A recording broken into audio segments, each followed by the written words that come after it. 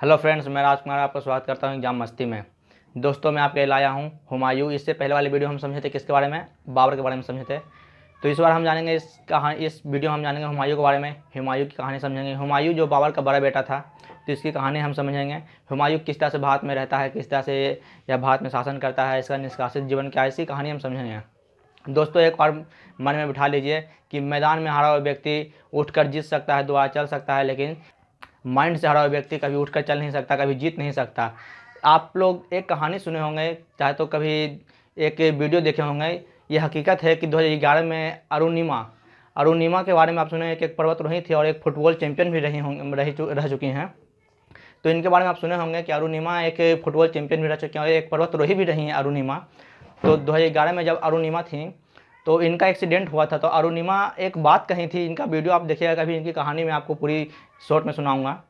तो ये बस इनकी एक छोटी सी बात मैं कहना चाहूँगा कि विकलांगता यहाँ से होता है, माइंड से होता है। विकलांगता पैर से नहीं होता। विकलांगता अगर पैर से है तो वो उठ के चल सकता है, लेकिन माइंड से जो विकलांग होता है वो कभी नहीं आगे बढ़ सकता, कभी नहीं उठ कर चल सकता। ये माइंड में सेट कर लीजिए। अगर आपको कुछ करना है तो आपको यहाँ से सोचना है कि हम कुछ कर सकते हैं। विकलांग व्यक्ति भी आगे बढ़ सकता है और कोई भी कुछ भी कर सकता है। ठीक है, तो आइए हुमायूं के बारे में जानते हैं। हुमायूं को परिचय से स्टार्ट करते हैं कि हुमायूं किस तरह से भारत में रहता है, भारत में शासन अपना करता है और भारत से इसका निष्कासित जीवन क्या क्या रहता है, किस तरह से रहता है। तो हुमायूं का जन्म 6 मार्च 1508 को काबुल के किले में हुआ था। कहाँ हुआ था? काबुल के किले में। वही काबुल का किला जिस पर बाबर 1504 में अधिकार अपना करता है। तो काबुल के किले में 6 मार्च, कब? 6 मार्च 1508 को। डेट याद रखिए कि हुमायूं का जन्म कब हुआ था।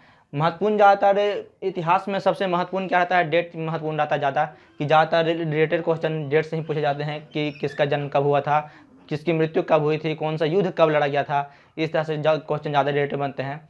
तो हुमायूं का जन्म कब हुआ था? तो 6 मार्च 1560 को हुमायूं का जन्म हुआ था। और हुमायूं के पिता, यानी कि हुमायूं का पिता का नाम तो सबको पता होगा कि हुमायूं का पिता बाबर ही था। तो हुमायूं का पिता बाबर का पूरा नाम जहीरुद्दीन मोहम्मद बाबर। तो हुमायूं का पिता बाबर और हुमायूं का माता का नाम महम सुल्ताना था। हुमायूं का माता का नाम क्या था? महम सुल्ताना। बाबर ने बहुत सारी शादियाँ की थी। एक बार आप जानेंगे कि जब मैंने आपको बताया था बाबर के अंतिम समय में कि जब बाबर की मृत्यु हुई थी तो बाबर को उसकी पत्नी यूसुफ फजी द्वारा दफनाया गया था काबुल में, उसकी इच्छा अनुसार। तो वह भी उनकी पत्नी थी, विधवा पत्नी, और महम सुल्ताना भी बाबर की ही पत्नी थी। तो महम सुल्ताना हुमायूं की माँ। और हुमायूं का जो प्रथम बार जब शासन रहता है तो 1530 से 1540, 1530 में जब बाबर की मृत्यु होती है तो 1530 से 1540 तक हुमायूं का प्रथम शासन रहता है। और द्वितीय शासन जो हुमायूं का रहता है कब से कब तक? तो 1555 से 1556 तक हुमायूं का द्वितीय शासन रहता है। इस बीच में कौन आता है? तो इस बीच में एक सूर्यवंश शेरशाह सूरी आता है, जिसके बारे में हम आगे समझेंगे, आगे जानेंगे। तो हुमायूं का राज्याभिषेक कब होता है? तो 30 दिसंबर 1530 को। कब? 30 दिसंबर 1530 को हुमायूं का राज्याभिषेक हो जाता है। 30 दिसंबर 1530 को। इसके 4 दिन पहले यानी कि 26 दिसंबर 1530 को बाबर की मृत्यु हो जाती है। तो बाबर की मृत्यु के बारे में हम आपको बता चुके थे बाबर की ही वीडियो में कि जहर के कारण बाबर की मृत्यु होती है। तो 30 दिसंबर 1530 को हुमायूं का राज्याभिषेक होता है। और जब हुमायूं का राज्याभिषेक होता है तो हुमायूं एक उपाधि धारण करता है, नसरुद्दीन मोहम्मद की हुमायूं। तो जब अगर कभी क्वेश्चन पूछा जाता है, क्वेश्चन बनता है कि हुमायूं का पूरा नाम क्या है, तो नसरुद्दीन मोहम्मद हुमायूं का पूरा नाम है। तो ये याद रखिएगा इसका नाम। और इसका राज्याभिषेक कब हुआ था? तो 30 दिसंबर 1530 को हुमायूं का राज्याभिषेक हुआ था। हुमायूं अपने पिता के वसीयत के अनुसार, बाबर के वसीयत के अनुसार, अपने भाइयों में, हुमायूं 4 भाई था, कमरान, अस्करी, हिंदयाल, और हुमायूं खुद हो गया। और हुमायूं का एक सौतेला भाई भी था, सुलेमान मिर्जा। तो हुमायूं अपने पिता के वसीयत के अनुसार अपने चारों भाइयों में बंटवारा कर देता है। तो बंटवारा करता है तो कमरान जो उसका हुमायूं के बाद होता है, तो कमरान को काबुल और कंधार देता है, अस्करी को संभाल देता है, संभाल प्रांत, और हिंदयाल को अलवर प्रांत देता है। और सुलेमान मिर्जा उसका सौतेला भाई कौन था? सौतेला भाई सुलेमान मिर्जा था। तो अपने सौतेला भाई सुलेमान मिर्जा को बतखां प्रदेश, वही बतखां प्रदेश जहाँ पर हुमायूं क्या रहता है? सूबेदार रहता है। गद्दी पर बैठने से पहले, यानी कि राज्य शासन करने से पहले, अपना राज्याभिषेक करने से पहले वह यहाँ का कहाँ क्या रहता है? सूबेदार रहता है। तो जहाँ का ये सूबेदार रहता है बतखां प्रदेश, वह प्रदेश ही सुलेमान मिर्जा यानी कि अपने सौतेले भाई को क्या करता है, बंटवारे में दे देता है। तो हुमायूं के बारे में हम पहले जानते हैं कि हुमायूं अपना युद्ध किस तरह से लड़ता है भारत में, क्या क्या करता है। तो सबसे पहले जानेंगे कलिंजर अभियान। 1531 में कलिंजर अभियान के बारे में समझेंगे। तो कलिंजर अभियान हुआ है जब कलिंजर के किले पर, कलिंजर अभियान जब हुमायूं कलिंजर में जाता, कलिंजर के किले में क्या करता है कि उस समय कलिंजर का राजा कौन था, रुद्र प्रताप देव था। तो हुमायूं कलिंजर पर काफ़ी टाइम तक यानी कि 4 महीने तक, लगभग 4 महीने तक माना जाता है, कहा था कि लगभग 4 महीने तक हुमायूं यहाँ पे घेरा डाले रहता है। लेकिन सिर्फ घेरा डाले ही रहता है, हुमायूं ना आक्रमण करता है, ना रुद्र प्रताप देव जो हैं वो आक्रमण करते हैं। तो दोनों तरफ से जब आक्रमण नहीं होता है तो हुमायूं देखता है कि 4 माह हो गया और कोई आक्रमण ना इधर से हो रहा है ना उधर से हो रहा है। और साथ ही उसी समय क्या होता है कि अफगानों का, जो मैंने आपको बताया था महमूद लोदी, इब्राहिम लोदी का पुत्र महमूद लोदी जो होता है, तो अफगानों का नेतृत्व करता रहता है, जो लास्ट में अफगानों से बाबर का जो घाघरा का युद्ध जो होता है 1530 में 29 में, तो घाघरा का युद्ध जो होता है 1529 में, तो अफगानों का नेतृत्व करता है महमूद लोदी। उसमें जौनपुर के किले पर अधिकार कर रहा होता है। तो उसी कारण वहाँ से हुमायूं क्या करता है कि यहाँ से संधि कर लेता है। देखता है कि अफगानों का जो महमूद लोदी होता है वो आगे की ओर बढ़ता हुआ चला आ रहा था। तो हुमायूं क्या करता है कि यहाँ पर देखता है कि वह बढ़ता हुआ आगे चला आ रहा है, जौनपुर के किले पर अधिकार कर रहा है। तो यहाँ पर ये रुद्र प्रताप देव से क्या करता है, संधि कर लेता है। इसकी सबसे बड़ी गलती क्या रहती है हुमायूं की, हुमायूं हर युद्ध में संधि करते चला जाता है और इसका भारत से निष्कासित जीवन इसका हारने का कारण नहीं, इसका खुद बनता है कि इसका जो संधि करता है इसका खाने का कारण बन जाता है। तो ये क्या करता है कि रुद्र प्रताप देव से संधि कर लेता है और 4 माह तक जो इसका खर्च हुआ था सैनिकों को रखने में और तो अपने बस खर्च को ले लेता है, सैनिकों को रहने सहने का खर्च ले लेता है और कुछ नहीं करता, बस संधि करके वहाँ से आगे की ओर बढ़ जाता है। आगे की ओर बढ़ता है। उसके बाद दोबारा होता है दोहाड़िया का युद्ध, दूसरा दोहाड़िया का युद्ध दोहाड़िया नामक स्थान में ही लड़ा जाता है। दोहाड़िया नामक स्थान पर लड़ा जाता है हुमायूं और महमूद लोदी के बीच। महमूद लोदी बीच इसलिए लड़ा जाता है क्योंकि जौनपुर के किले में गोमती नदी के तट पर, कहाँ पर, जौनपुर के किले में गोमती नदी के तट पर दोहाड़िया नामक स्थान पर यह युद्ध लड़ा जाता है, दोहाड़िया का युद्ध, ठीक ना। तो ये याद रखिएगा कि कौन सी नदी के तट पर लड़ा गया, तो गोमती नदी के तट पर, गोमती नदी के तट पर जौनपुर के किले में। जौनपुर के किले में इसलिए कहा जा रहा है क्योंकि जौनपुर यही, जब यह कलिंजर पर अभियान जो इसका चल रहा था तो यह जौनपुर पर अधिकार कर लेता है। कौन, महमूद लोदी। महमूद लोदी कौन है, तो इब्राहिम लोदी का पुत्र, तो महमूद लोदी। तो वही जौनपुर के किले, जौनपुर राज्य में गोमती नदी के तट पर दोहाड़िया नामक स्थान पर, कौन सा, दोहाड़िया नामक स्थान पर 1532 में, कब, 1532 में जौनपुर जिले में गोमती नदी के तट पर दोहाड़िया नामक स्थान पर क्या कर लेता है, दोबारा इससे युद्ध होता है। और जब इससे युद्ध होता है तो इसमें हुमायूं क्या होता है, हुमायूं जीत जाता है। हुमायूं जीत जाता है, यहाँ से फिर मोहम्मद लोदी जो होता है यहाँ से चला जाता है और जौनपुर पर यह अपना अधिकार कर लेता है, कौन, हुमायूं।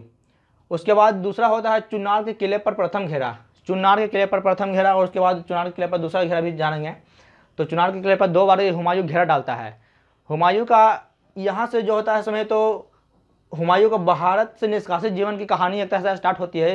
हुमायूं किस तरह से हारता है युद्ध में, तो यहाँ से हुमायूं के कहानी का मेन विशेष रूप यहीं से होता है कि हुमायूं चुनार के किले पर प्रथम घेरा डालता है। उसमें चुनार के किले पर शेरशाह सूरी रहता है, शेरशाह सूरी रहता है। शेरशाह सूरी के साथ क्या करता है कि काफ़ी टाइम तक जब वह घेरा डाले हुए रहता है चुनार के किले पर, और काफ़ी टाइम तक यूँ ही घेरा डाले रहता है, कोई इधर ना इधर से कोई उदय आक्रमण करता है, ना शेरशाह सूरी उधर से आक्रमण करता है।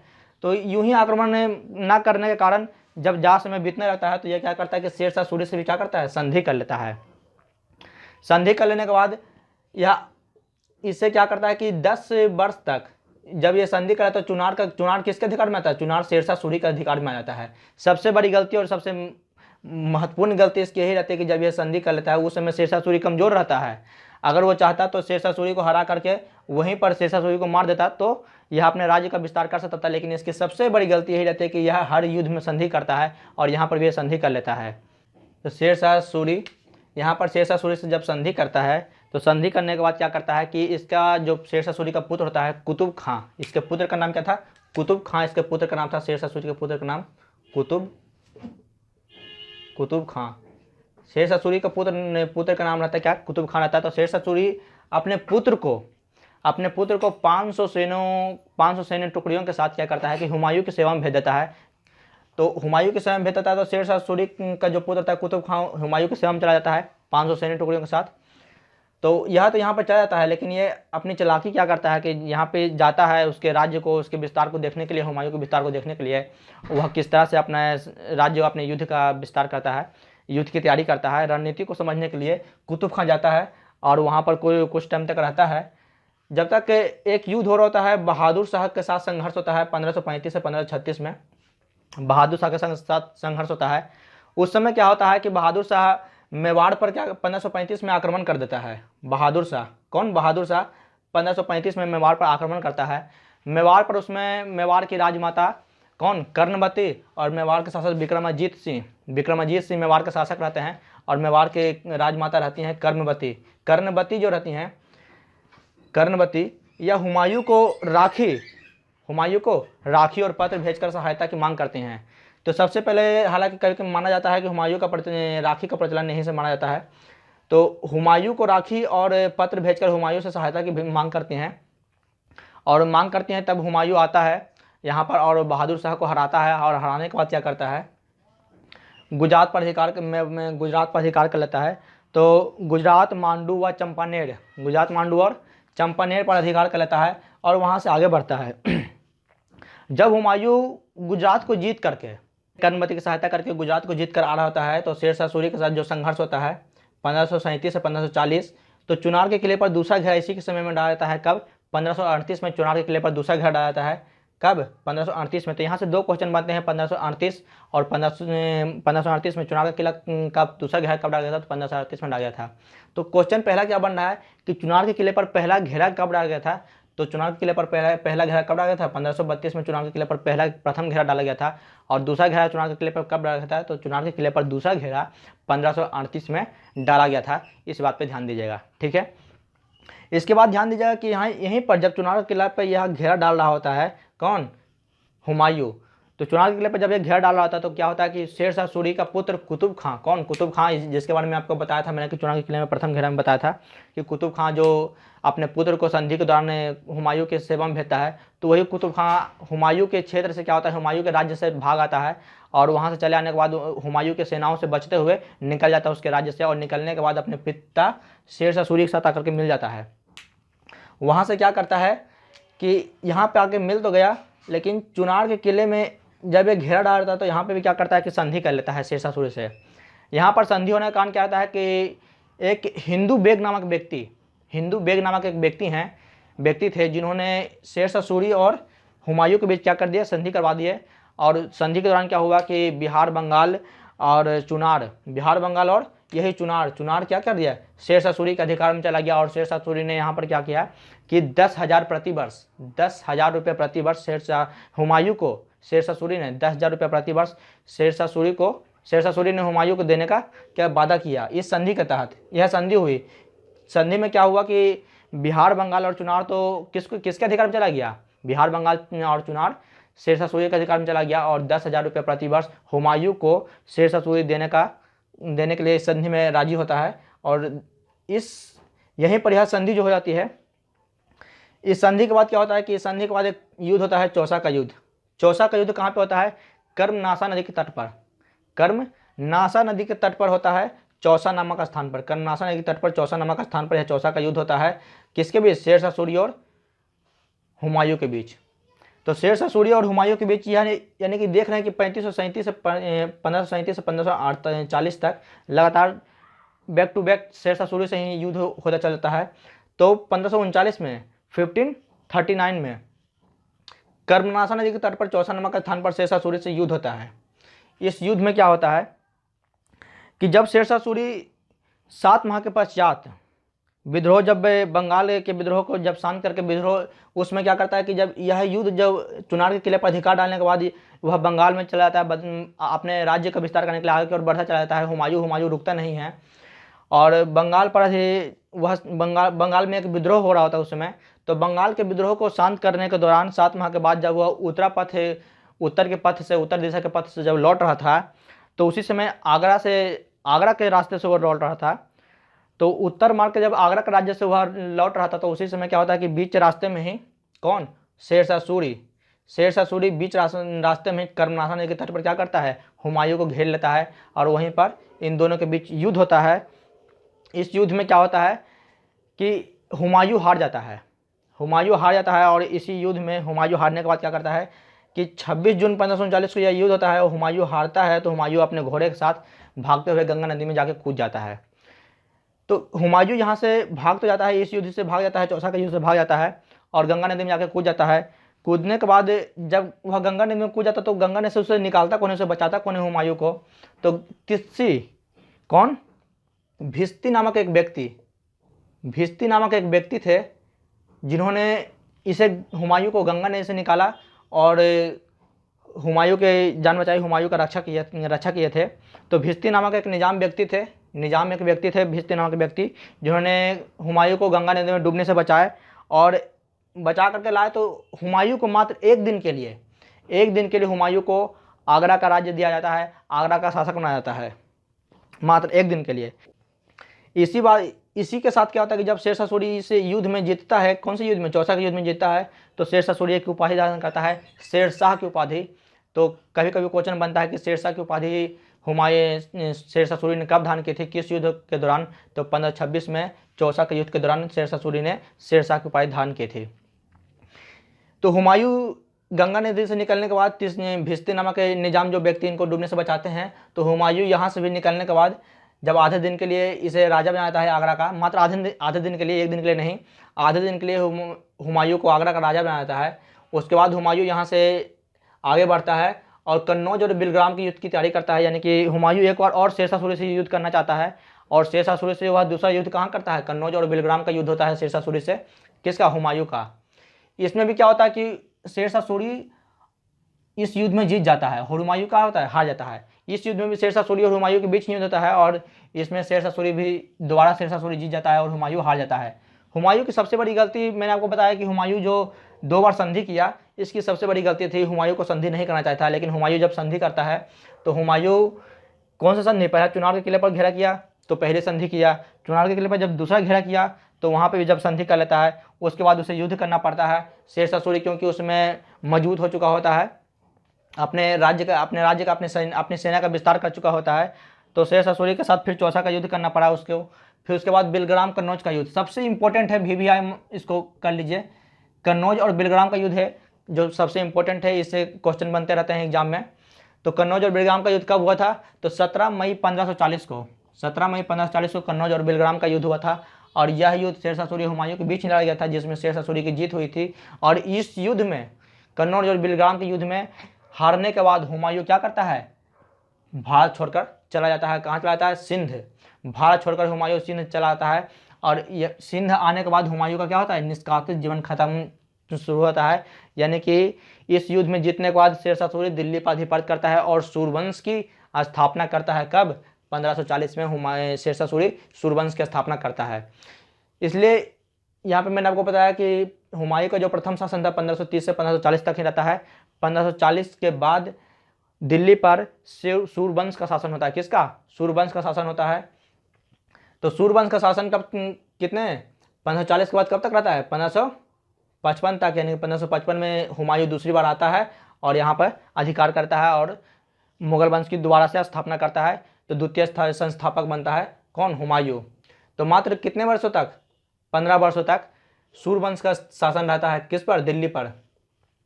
तो सूरवंश की वह स्थापना कर लेता है।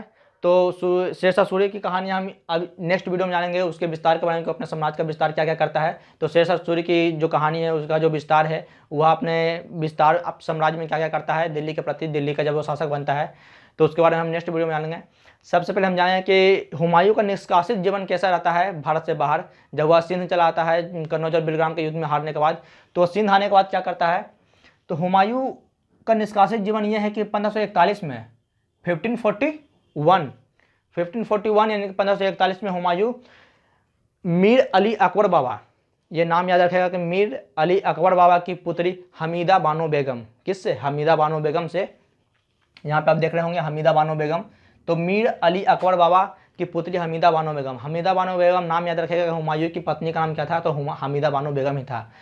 तो हुमायूं हमीदा बानो बेगम से विवाह कर लेता है और विवाह के उपरांत वह नेक्स्ट ईयर क्या होता है कि 15 अक्टूबर 1542 सबसे वह महत्वपूर्ण दिन था 15 अक्टूबर 1542। उस समय एक महत्वपूर्ण राजा का जन्म होता है, और वह महत्वपूर्ण राजा कौन होता है? अकबर। इसलिए मैंने इसको VVI करके रखा है कि 15 अक्टूबर 1542 वह एक महत्वपूर्ण दिन था जब एक महत्वपूर्ण राजा का जन्म होता है। और किसके द्वारा जन्म होता है? हमीदा बानो बेगम। हमीदा बानो बेगम किसकी पत्नी थी? हुमायूं की पत्नी थी। तो हमीदा बानो बेगम अकबर को जन्म देती हैं, अकबर का जन्म होता है। और यह मुगल काल का सबसे प्रतिष्ठित और सबसे अधिक टाइम तक शासन करने वाला एक राजा बनता है। कौन? अकबर। और अपने साम्राज्य का सबसे अधिक विस्तार करने वाला कौन है? अकबर है। तो अकबर का जन्म होता है कहाँ? अमरकोट के राजा परिसाल।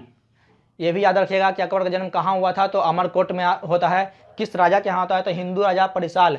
परिसाल कौन थे? एक हिंदू राजा थे। तो 15 अक्टूबर 1542 को अकबर का जन्म होता है, अमरकोट के राजा परिसाल के महल में होता है। उसके बाद हुमायूं क्या करता है कि अकबर के जन्म के बाद हुमायूं को अपने युद्ध की तैयारी करना है, क्योंकि हुमायूं को दोबारा दिल्ली पर अधिकार करना होता है।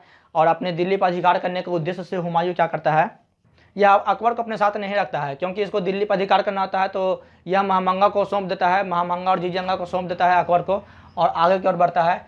इसके बाद यह क्या करता है कि मछीवाड़ा का युद्ध करता है। कौन सा युद्ध? मछीवाड़ा का युद्ध करता है। इससे पहले क्या होता है कि अकबर जब इसका जन्म के बाद क्या होता है कि जब इसको सौंप देता है महामंगा को, जीजंगा को सौंप देता है, तो मछीवाड़ा का जो युद्ध होता है कब? 15 मई 1555 को। इससे पहले ये एक और युद्ध करता है। कौन सा युद्ध? पेशावर पर अधिकार करता है। तो हुमायूं पेशावर पर अधिकार करते हुए मछीवाड़ा का युद्ध करता है। तो पेशावर पर अधिकार करता है, उसके बाद मछीवाड़ा का युद्ध हुमायूं और अफगानों के बीच होता है। कब? 15 मई 1555 को होता है। किसके बीच? तरतार खां। उस समय अफगानों का नेतृत्व करता रहता है तरतार खां। तो तरतार खां के साथ इसका युद्ध होता है, मछीवाड़ा का युद्ध। इसके बाद यह लगातार दूसरा युद्ध करता है, सरहिंद का युद्ध। सरहिंद का युद्ध 22 जून 1555 को 22 जून 1555 को हुमायूं और अफगानों के बीच। किसके बीच? हुमायूं और अफगानों के बीच होता है। कौन? द्वितीय अफगान वंश होते हैं। द्वितीय अफगान वंश के अंतिम शासक सिकंदर शाह सूर। तो सिकंदर शाह सूर के साथ इसका युद्ध होता है, सरहिंद का युद्ध। तो यह युद्ध भी इंपॉर्टेंट है। सरहिंद का युद्ध कब हुआ था? तो 22 जून 1555 को सरहिंद का युद्ध हुआ था। किसके साथ? तो हुमायूं और द्वितीय वंश सिकंदर शाह सूर के साथ हुआ था। और सिकंदर शाह सूर यह युद्ध में हार जाता है और हार करके पंजाब की पहाड़ियों में छुप जाता है।